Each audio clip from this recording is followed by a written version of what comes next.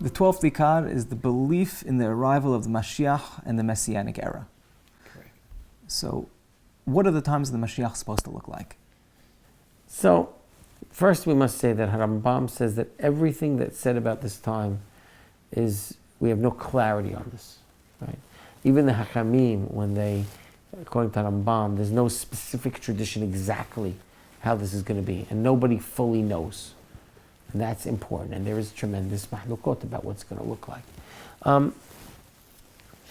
There are differing opinions in Chazal.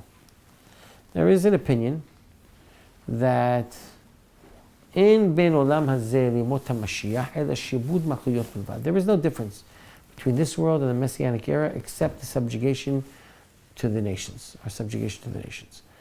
Meaning our peace and our independence. That's it. And all the nivuot, those special nivuot of the leopard living with the sheep and all sorts of that, those are for olam haba. There is another approach in the Talmud that actually those olam haba we can't speak about. Ayin lo ra'at Elohim zulatecha. No eye has seen it with the exception of that of God. Even the Nevi'im have never prophesied on olam haba. And all these nivuot rather would be for Yemot HaMashiach. So it seems to me we have two mutually exclusive principles. That we can't speak about olam haba. That's one. Or the other opinion is that Yemot HaMashiach is like this world, and we can speak about olam haba.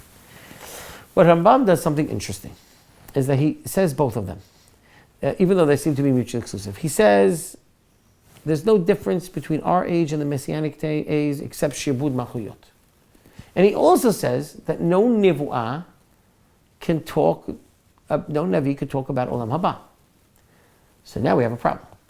We have all these fantastic nivu'ot, and they're not about Mashiach, or they're not about olam haba, and they're not about either Talmudic opinion here. HaRambam's answer is to understand these nivu'ot as derech mashal.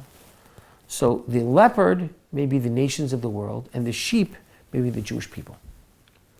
And they could live together. So in other words, he uses what his solution here is the understanding of these nivu'ot metaphorically. And that's a lot of what the Messianic era brings.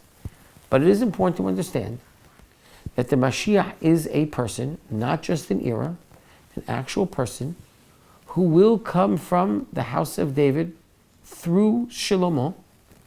And HaRambam brings many qualifications for, if I'm not mistaken, that make him a potential Mashiach, and another 5 that when he does those, he becomes a definite Mashiach. And they're very clear that it must be performed by this Mashiach. Some of them are to bring ingathering of the exiles. Some of them are to fight the wars and win the wars of the enemy. The actual building of the Beit HaMikdash is one of the things that the Mashiach is supposed to do.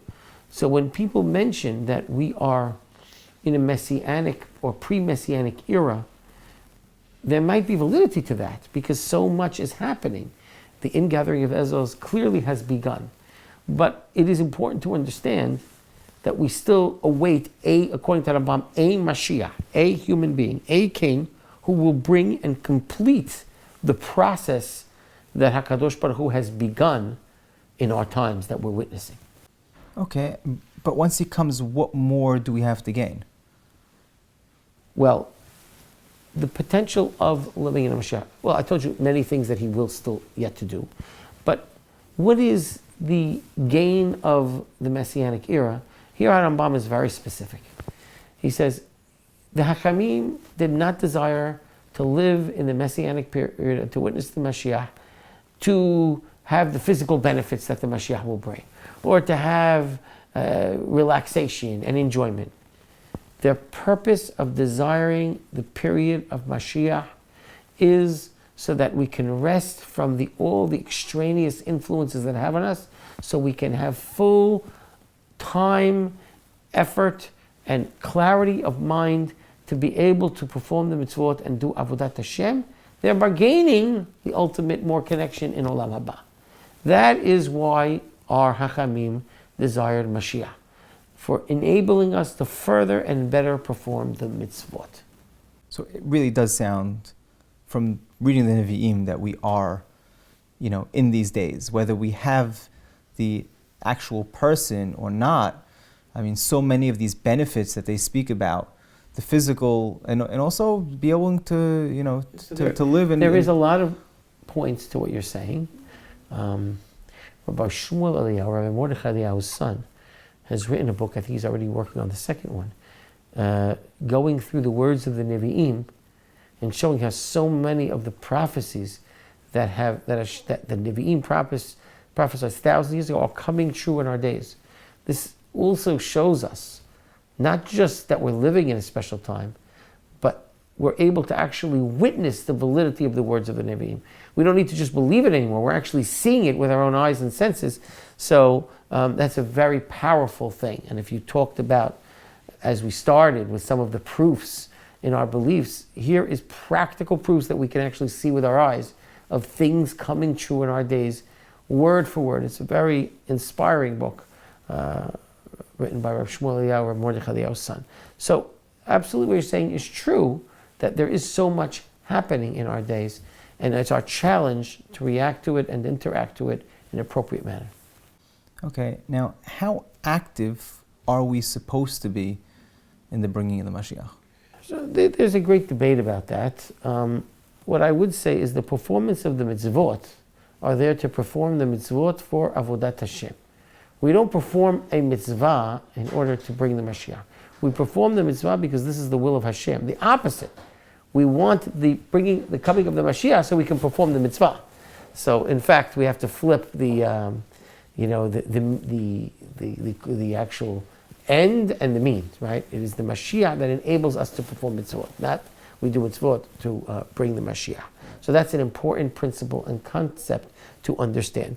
In terms of taking active roles in Yishuv Eretz Yisrael, and again, those are mitzvot to begin with. The building of Eretz Yisrael, the living in Eretz Yisrael, and all of that actually is part of Biat HaMashiach. That's something we have to do anyway. Those are things that we are mandated to do by the mitzvot of the Torah. So, now what does it mean to be waiting for the Mashiach? Is it just believing that he will come? Is it, like you said, going to be Miyashev Eretz Yisrael? Is it having a suitcase packed under our bed at all times to move? It's important to understand, HaRambam says Mashiach can come any minute, and we wait for him at any time and any minute, because that is the potentiality of the Mashiach. But he also says, very clearly, that one should not engage in speculation about the time and figuring out times of Mashiach and of speculating about when he will come and when he won't come. Right? That's something that Rambam quotes. That has brought, and Rambam's been proven correct throughout history, the engagement in messianic fervor and times where we believed we had a Mashiach and figured out times and it's coming, that has only brought death and destruction to the Jewish people and tragic situations of Mashiach Sheket. That is something we should not engage in. Right? We should believe at any moment that he can come and be ready to come to do that. But we live a life any moment with the fulfilling of all the mitzvot, regardless of whether he comes or not. We have to perform the mitzvot on the same level and with the same purity of motive and all sorts of dedication that we need to do. So the next ikar, before we even go there, is going to be the final one of Tehiyat HaMetim. It's interesting, the order HaRambam has these places. He has Yemot HaMashiach, and then he has Tehiyat HaMetim. Would it be okay to believe, like Chabad does, that the Mashiach will come back from the dead and then be our Mashiach in the flip order? So, there is no source in HaRambam, or as far as I know, in any Rishon, within mainstream Jewish thought, of a dead Mashiach that will come back. in Jewish theology, I have yet to see that anywhere. I guess it is Christian theology, right? Is that what they believe? Yeshua? I'm just not going to accuse anybody of that, but to my understanding, there is no source in any traditional Jewish writing where Mashiach will die and somehow resurrect himself and then become Mashiach. Clearly, by the way, chronologically, Yemot HaMashiach comes, and HaRambam says clearly that the Mashiach is here not to perform massive miracles, he has the things he's supposed to do, and not to resurrect the dead. Now, what HaRambam meant there was he's not supposed to do miracles to have personal resurrection of dead bodies here and there. What some people thought he meant is that there's no resurrection of the dead. That is a farce and a false belief, which we'll discuss probably in a moment. But it's to understand the Mashiach's coming clearly is irrespective of the resurrection of the dead. So the Mashiach can be a resurrected dead Mashiach. And therefore, the idea of a Mashiach dying and coming back, I don't see any makor to that. We do have mekorot of Mashiach ben Yosef who dies, only to lead to another Mashiach ben David. But that Mashiach ben David dies and comes back, it's hard to... There's no reference, but is it a violation of the Ikarim? It's hard to know that, if it's an actual violation of that specific Ikad. It seems that such a belief is not an appropriate belief in the 12th Ikad of Mashiach.